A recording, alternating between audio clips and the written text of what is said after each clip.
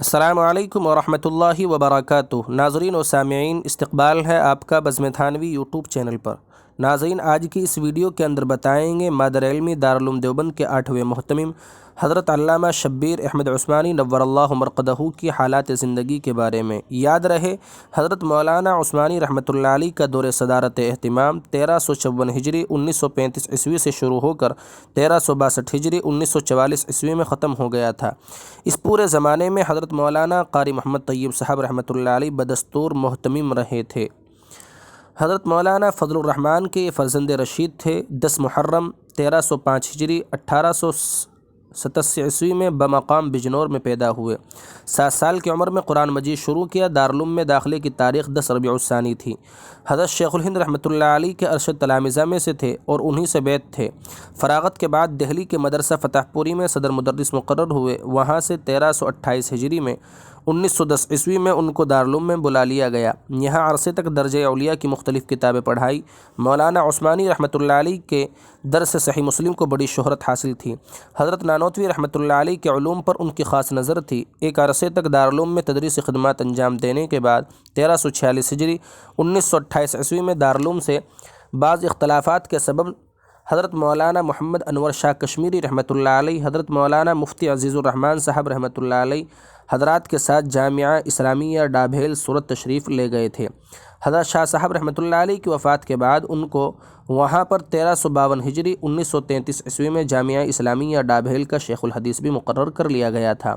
1354 ہجری 1935 عیسوی میں حضرت تھانوی رحمۃ اللہ علیہ اور بعض دوسرے اکابر کے ارشاد پر دارالعلوم میں تشریف لائے اور 1362 ہجری 1944 عیسوی تک بحیثیت صدر محتمم دارالعلوم کی خدمات انجام دیتے رہے۔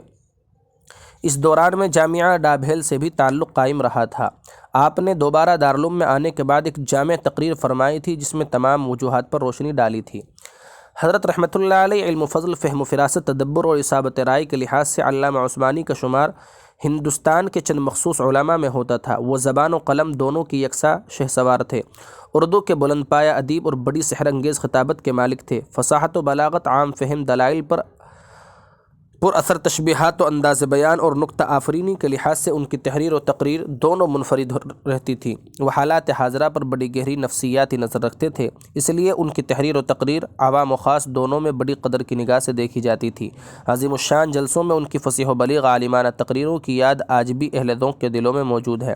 حضرت شیخ الہند رحمۃ اللہ علیہ نے اپنی حیات کے آخری دنوں میں جامعہ ملیہ کی تاسیس کے وقت جو خطبہ دیا تھا، اس کے لکھنے اور جلسے میں پڑھنے کا شرف مولانا عثمانی ہی کو حاصل ہوا تھا۔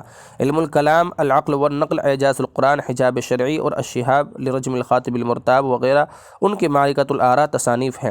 حضرت شیخ الہند رحمۃ اللہ علیہ کے ترجمہ قرآن مجید پر مولانا عثمانی کے تفسیر حواشی کو بڑی شہرت حاصل ہے۔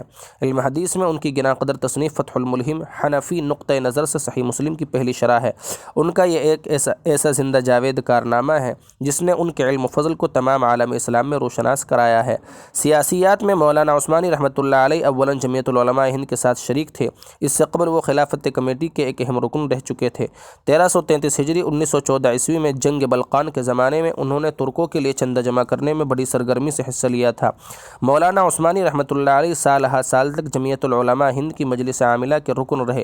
جمعیت العلماء ہند کے صف اول کے رہنما میں ان کا شمار ہوتا تھا۔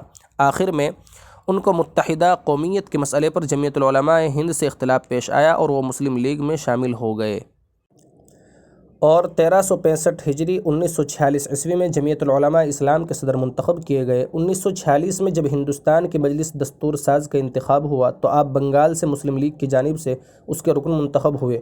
ہندوستان کی تقسیم کے بعد آپ کو مشرقی بنگال کے نمائندے کی حیثیت سے دستوریہ پاکستان کا رکن منتخب کیا گیا۔ دستوریہ پاکستان کے اجلاس میں شرکت کے لیے قبل رمضان 1366 ہجری 1947 عیسوی مولانا عثمانی رحمۃ اللہ علیہ پاکستان تشریف لے گئے اور آخر تک کراچی ہی میں قیام رہا۔ پاکستان دستور ساز اسمبلی کے ساتھ شرعی دستور ساز کمیٹی کے صدر مقرر ہوئے۔ پاکستان میں انہوں نے بہت سی دینی اور ملی خدمات انجام دی۔ پاکستان کے اقتدار اعلیٰ پر ان کی علمی اور سیاسی خدمات کا خاص اثر تھا، خصوصاً ان کو عالمانہ اور مفکرانہ حیثیت سے خاص عظمت حاصل تھی اور ان کی دینی رہنمائی کے ساتھ ساتھ سیاسی رہنمائی بھی مسلم سمجھی جاتی تھی۔ حضرت ممدوح اچانک 21 صفر المظفر 1369 ہجری 1949 عیسوی کو چند گھنٹے کی مختصر علالت کے بعد داعی اجل کو لبیک کہا۔ جنازہ بہاولپور سے کراچی لے جایا گیا اور قیام گاہ واقع محمد علی روڈ کے قریب آپ کو سپرد خاک کیا گیا۔ دارالعلوم میں حضرت علامہ عثمانی کی وفات پر تعزیتی جلسے میں حضرت مولانا مدنی رحمۃ اللہ علیہ نے تقریر کرتے ہوئے فرمایا تھا، حضرت مرحوم کی شخصیت بے مثال تھی، علم و فضل میں ان کا پایہ بلند تھا اور ہندوستان کے چیدہ علماء میں سے تھے۔ ہم میں سیاسی اختلافات ضرور تھے، وہ اپنی جگہ ہے، تحریر و تقریر کا خداداد ملکہ مولانا مرحوم کا حصہ تھا اور بہت سی خوبیوں کے حامل تھے۔ بہرحال اس مختصر سی ویڈیو کے اندر آپ کو علامہ شبیر احمد عثمانی نور اللہ مرقدہ کی کچھ حالات زندگی گوشے گزار کیے گئے ہیں۔ اللہ تبارک و تعالی حضرت کو غریق رحمت فرمائے، ان کے حسنات کو قبول فرمائے اور اپنے بڑوں کے نقش قدم پر چلنے کی ہمیں توفیق عطا فرمائے۔ والسلام علیکم ورحمۃ اللہ وبرکاتہ۔